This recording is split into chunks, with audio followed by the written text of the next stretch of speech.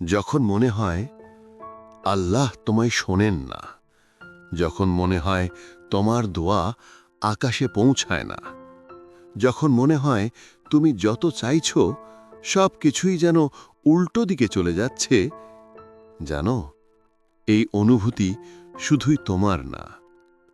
প্রত্যেক মুমিন ঈমানের যাত্রায় ঠিক এ পথটাই পার হয়। আল্লাহ বলেন, উদউনির আস্তাজিব লাকুম, আমাকে ডাকো, আমি সাড়া দেব। কিন্তু আমরা ভাবি, কেন সাড়া আসে না, কেন দেরি হচ্ছে?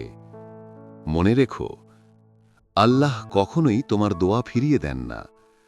তুমি যখন তাকে অনুভব করো না, তখনও তিনি তোমাকে শোনেন, তোমার কান্না জানেন, তোমার কষ্ট জানেন, তোমার নিঃশ্বাস পর্যন্ত জানেন। আমরা মানুষ, তাই সব কিছু তৎক্ষণাৎ চাই, কিন্তু আল্লাহ দেরি করেন করুণার জন্য, উত্তম কিছুর জন্য, অথবা তোমাকে কোনো অমঙ্গল থেকে বাঁচানোর জন্য। অনেক সময় তুমি যেটা চাও সেটা তোমার জন্য ভালো না, আর আল্লাহ তোমার আগামীকাল জানেন। তুমি যা হারিয়েছ, আল্লাহ তার পরিবর্তে আরও উত্তম কিছু লিখে রাখেন।